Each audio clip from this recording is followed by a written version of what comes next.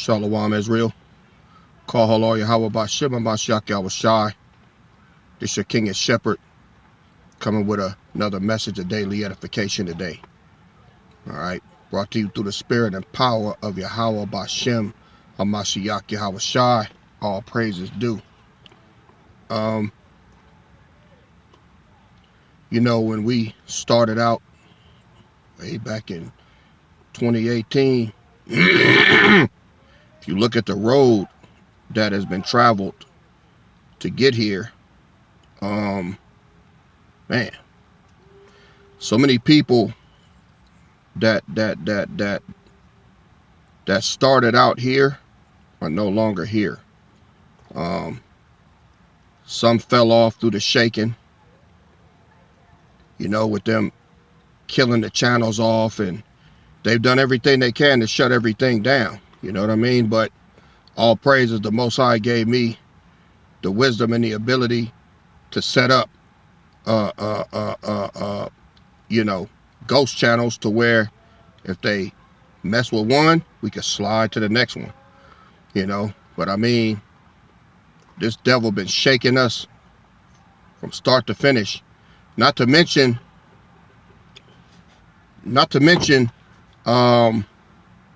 you know, some of the people that we've had come through here that were not about this life. You know what I mean?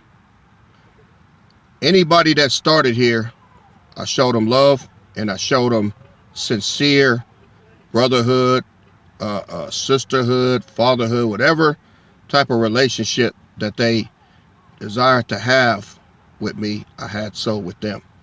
Never came sideways with anybody. All right. But over the years, you know, a lot of people showed themselves. They showed themselves. So the only discipline that I could administer at this time had to be administered. And there's a reason for that. The King David revelation, it really made me dig into his life in the ancient times so that the same mistakes wouldn't be made.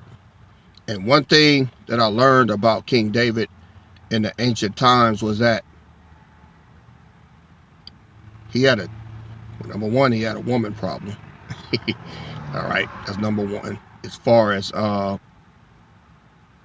you know, he had a lot of wives, but that's not a problem. The problem was one in particular, which was Bathsheba, which is Solomon's mother, you know, which we're going to get into some of that today. But also he had a problem disciplining people that were close to him. You know what I'm saying? He had a problem disciplining them. As you're going to see, and what we're going to read, that we got a lot of reading to do. But I believe this is necessary. All right. And maybe you can understand when this is done, you'll have a clearer perspective on why I do things the way I do them now. Because he paid a heavy price by just sitting back and not doing anything. All right. Now, like I told y'all before, I don't answer to none of y'all. All right. But that don't mean I don't answer to anybody. I answer to the Father of lights. And one thing I know that's in my spirit, I'm not going to do nothing to piss him off. All right. We got to be right, because see, this is an eternal kingdom. The reign of King David in the ancient times, it was for a season. But this one here, this is going to be a never-ending season, and we got to get this right. So it doesn't, some people, because they've been so oblivious to that, they've tried me and ended up out. You know, they've ended up out. And it's because they're so conditioned in this world to your word not meaning nothing. They're so conditioned to live in any kind of way and then masking it with spirituality because they know some scriptures. No, you got to live this, man. You got to live this. And I don't give a damn if nobody ain't living it. The Most High put me in charge. He put me here. I'm his chosen vessel. I'm going to do, you know, what he commands me to do. And I don't care who don't like it. I don't care who I got to hurt doing it. It's going to be done in righteousness. And there's a big reason for that. Like I said, what we're going to get into today. We've had a lot of guys come through here and try to be slick and do slick shit and end up out.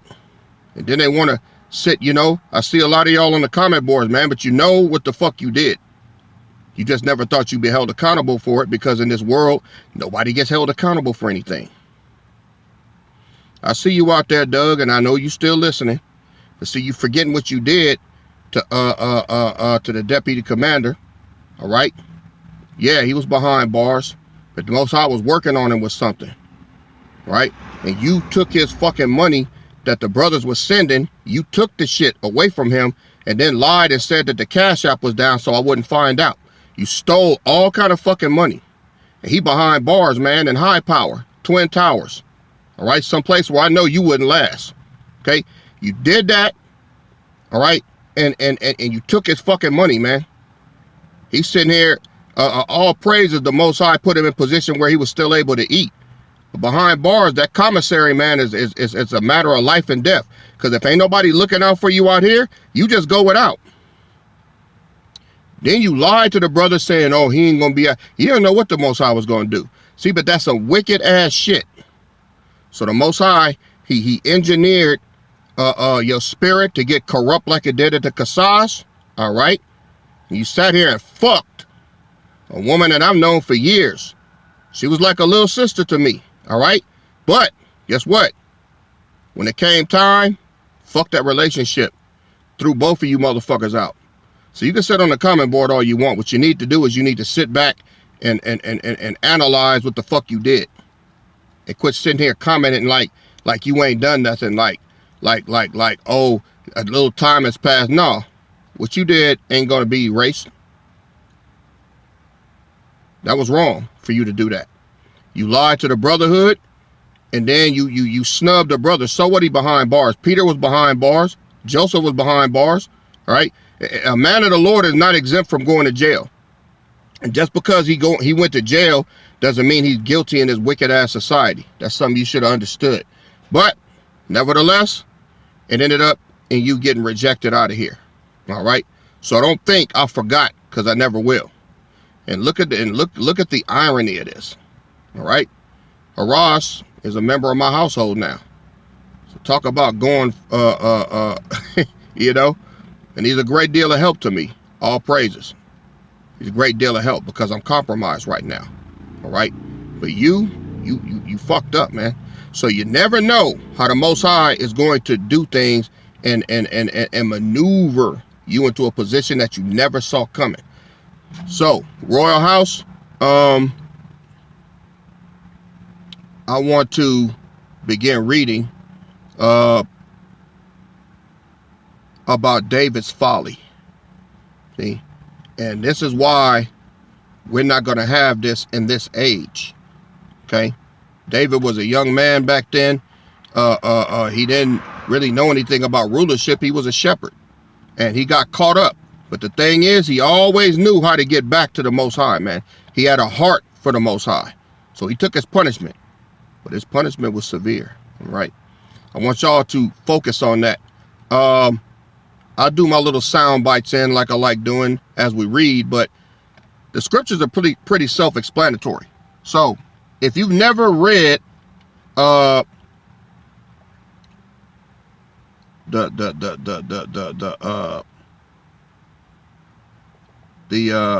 situation, so to speak, that the king got himself into, all right, and the folly that it involved, then just sit back and take a listen, all right? So our reading is going to come from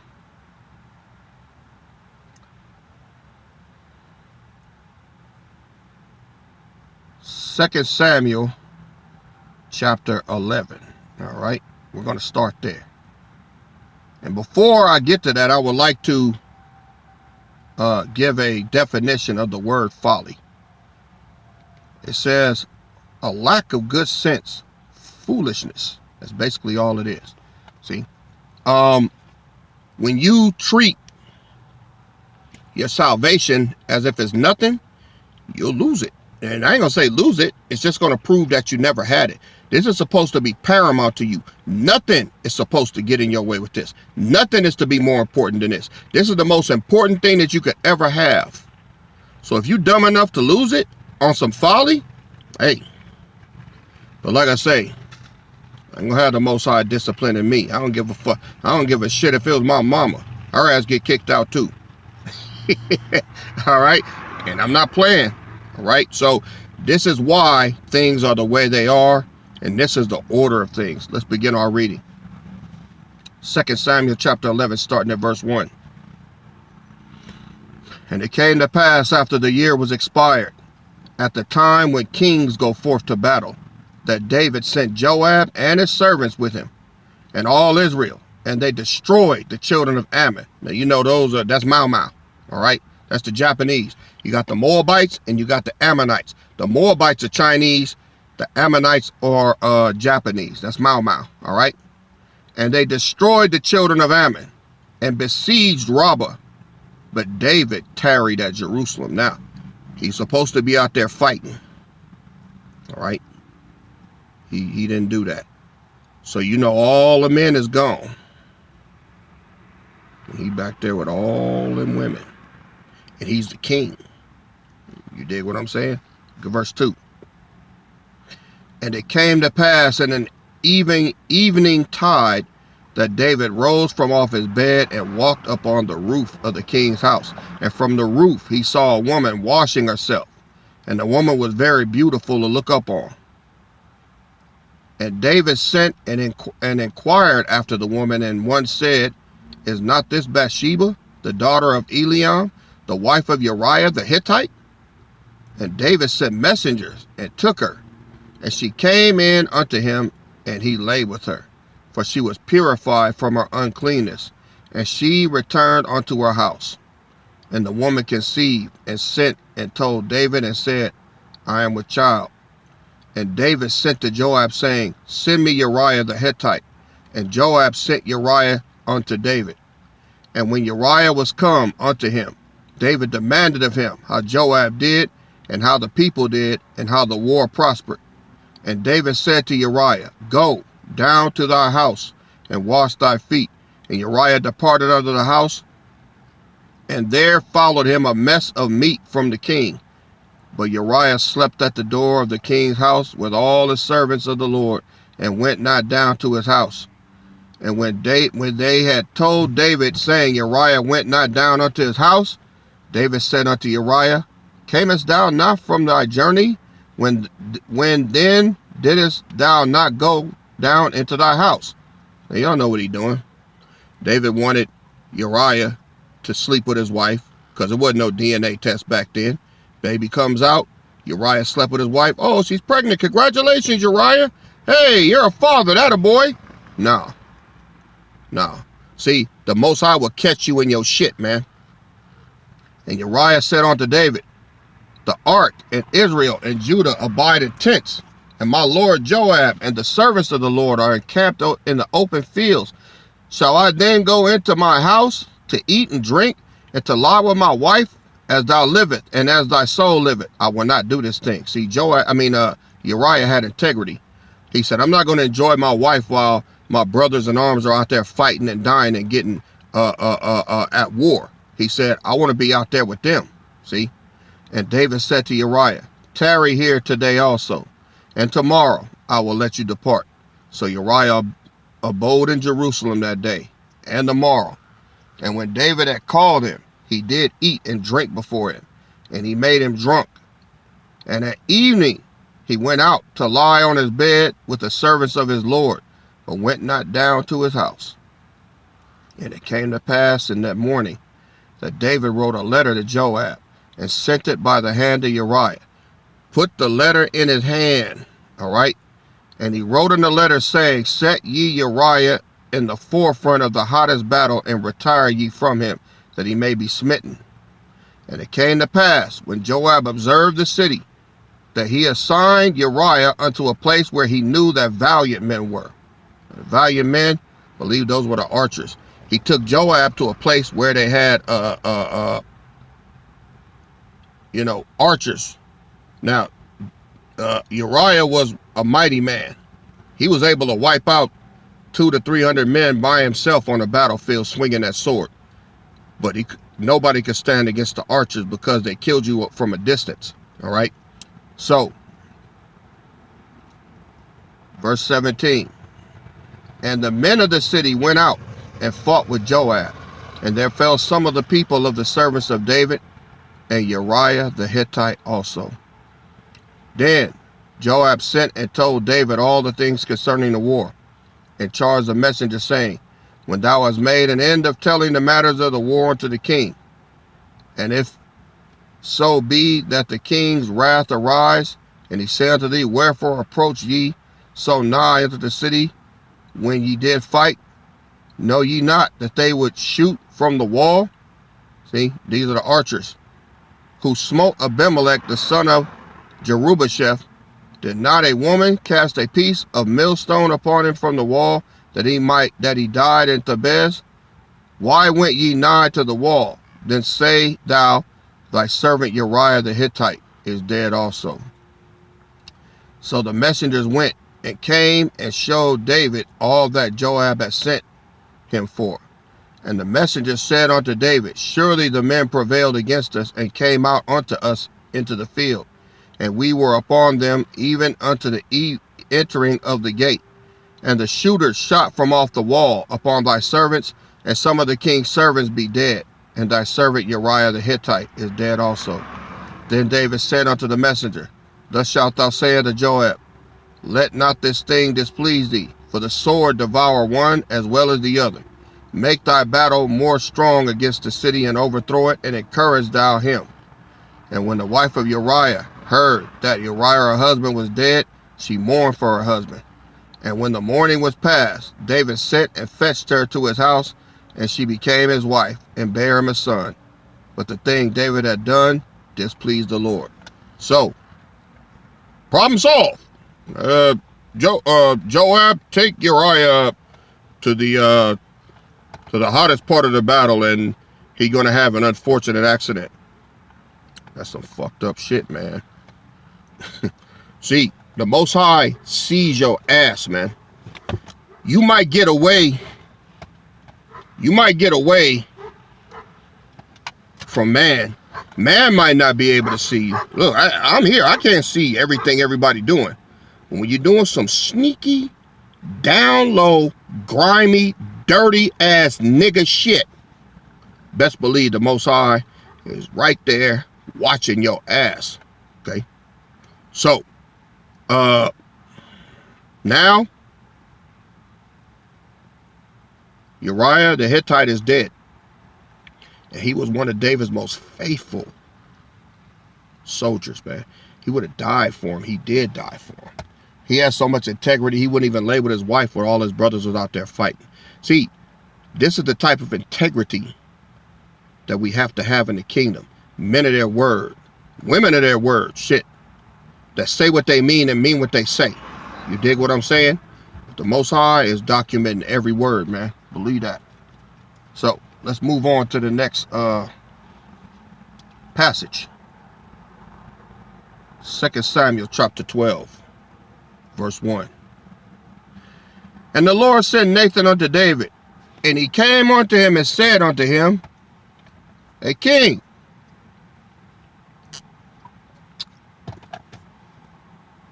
I got something to tell you. There were two men in one city, the one rich and the other poor. The rich man had exceeding many flocks and herds, but the poor man had nothing save one little ewe lamb, which he had bought and nourished up, and it grew up together with him and with his children. It did eat of his own meat and drank of his own cup, and lay in his bosom, and was unto him as a daughter. And there came a traveler unto the rich man, and he spared to take of his own flock and of his own herd, to dress for the wayfaring man that was come to him, but took the poor man's lamb and dressed it for the man that was come to him. So the story tells about a ruler, all right, that had all these flocks and herds, and a man came to visit him, he didn't take from his own flock. He found a man with the one little ewe lamb. So he dressed it, meaning that he killed the lamb and dressed it and served that lamb up and kept all of his. Verse 5, and David's anger was greatly kindled against the man. And he said to Nathan, as the Lord liveth, the man that had done this thing shall surely die. Now, he's not looking at the story and what it's really saying and trying to tell him. Well, Nathan told him in verse 7. All right, look at verse 5. And David's anger was greatly kindled against the man. And he said unto Nathan, as the Lord liveth, the man that had done this thing shall surely die. And he shall restore the lamb fourfold because he did this thing, and because he had no pity. All of David's words, all right, are condemning him. Verse 7, and Nathan said to David, you are that man. Thus saith the Lord power of Israel, I anointed you king over Israel, and I delivered you out of the hand of Saul. And I gave you your master's house and your master's wives unto thy bosom, and gave thee the house of Israel and of Judah. And if it had been too little, I would moreover have given unto you such and such things. He said, if you didn't have enough wives, if you didn't have enough land, I would have given you more. Verse 9, wherefore have you despised the commandment of the Lord to do evil in his sight? Thou hast killed Uriah the Hittite with the sword, and hast taken his wife to be your wife, and hast slain him with the sword of the children of Ammon. You used the enemy to take out your brother. Verse 10. Now therefore, this right here will send a chill up your spine, man. Verse 10. Now therefore, the sword shall never depart from your house, because you have despised me and has taken the wife of Uriah the Hittite to be your wife. So David paid greatly for the next 25 years and beyond. All right, the sword never left his house. The Most High said, I'm gonna have something cooking on the stove. All right, so that you'll always remember what you did. Verse 11. Thus saith the Lord, behold, I will raise up evil against you out of your own house, and I will take your wives before your eyes, and give them unto your neighbor, and he shall lie with your wives in the sight of the sun. Most High said, David, I'm going to take your wives, and another man is going to be busting them out where everybody could see it. All right? This how the Most High get back. All right? For you did it secretly, but I will do this thing before all Israel and before the sun, meaning underneath the blue sky and the fluffy white clouds. Somebody gonna be fucking the shit out of your wives. Ain't gonna be a damn thing you could do about it. And that's the ultimate disgrace. All right. Verse 13. And David said unto Nathan, I have sinned against the Lord.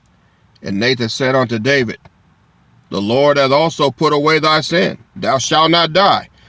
See, Most High said, you ain't gonna die. I'm just gonna make you wish you was dead.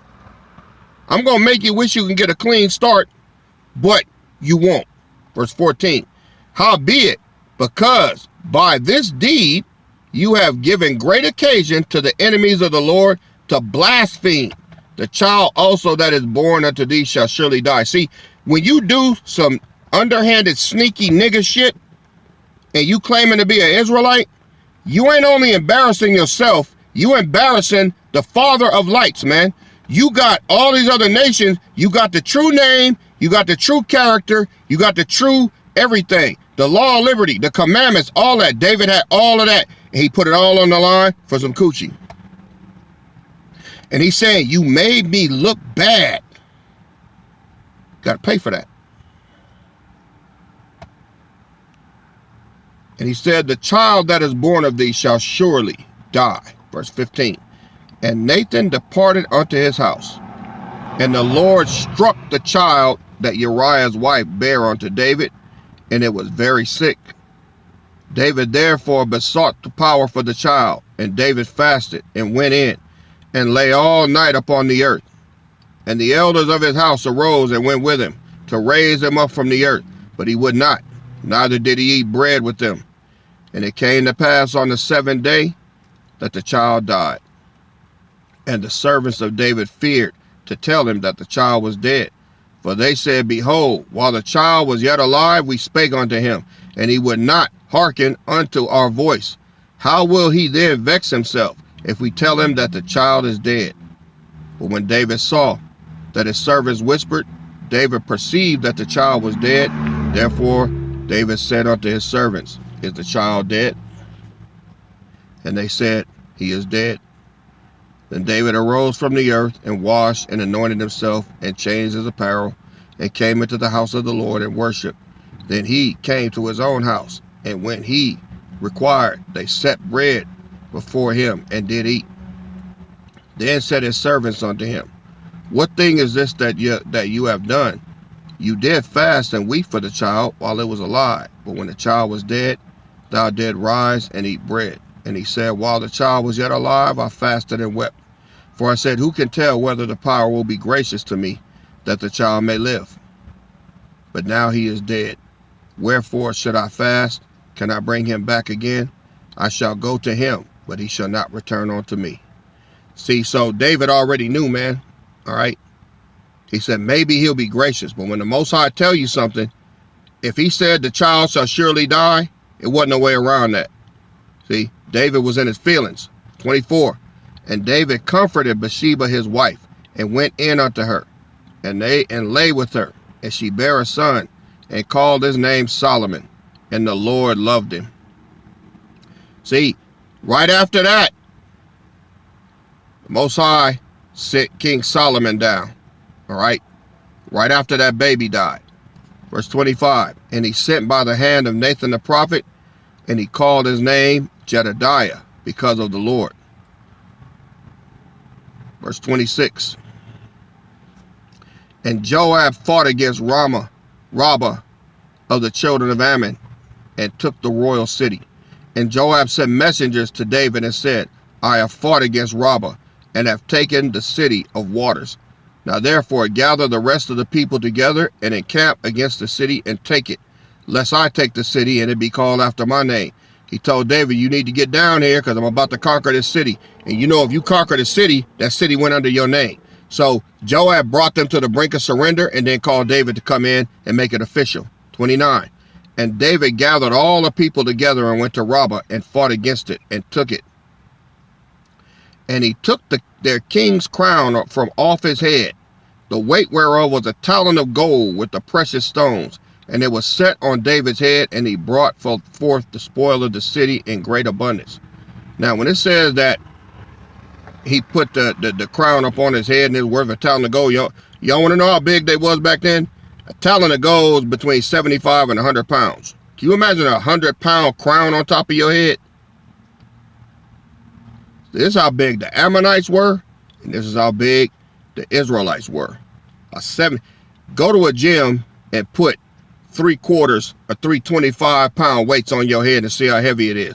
That's how heavy that crown was. It's something, ain't it? Verse 31. And he brought forth the people that were therein, and put them under saws, and under harrows of iron, and under axes of iron, and made them pass through the brickling. And thus did he unto all the cities of the children of Ammon. So David and all the people returned unto Jerusalem. So, after David had conquered them, all right, he put the men under tribute. He put the Ammonites to work. When he say put them under saws, it didn't mean he killed them. It mean he made slaves out of them. Start working the shit out of them. See? Same thing we gonna do. All right. We got through the first part of this. Hope y'all learning something. See? It gets worse, and we'll go through that on the next video. But number one, don't do stupid shit that you already know the Most High is going to catch you on. Right? Ask yourself, say, do I really need to do this? Don't ever think the Most High can't see you. right? Not only is he looking, he's booking. Job 16:19 says, my witness is in heaven and my record is on high. Your record is on high. When you an Israelite and you in this law of liberty, Most High is watching everything you do. He's watching you being sneaky. He's watching you be a fucking liar. He's watching you be underhanded and double dealing. And there's a price to pay for that. Now, David had his price to pay. Me? Hey, the Most High already revealed my ancient world identity. I know that was me. I'm not going through that shit again. You ain't gonna catch me looking at no other man's wife. You ain't gonna catch me trying to be sneaky and underhanded. No, fuck that. Right? I'm gonna be right. All right? It's called conviction. Where can you hide from the Most High? You think about that. If more people would have thought about this beforehand, a lot of them would still be here. But no, they had to try and be slick, and they ran that nigga shit, and the Most High is the nigga expert, man. He's the nigga expert. There's nothing you could do to be out of his sight, all right? So think about that. Don't repeat David's folly, all right? Do what's right. Be righteous. Stay on your square, all right? Prepare for lesson number 2, all right? I want to give all praise to Yahweh Bashem Mashiach Yahweh Shai. See y'all in a minute. KD out. Shalom.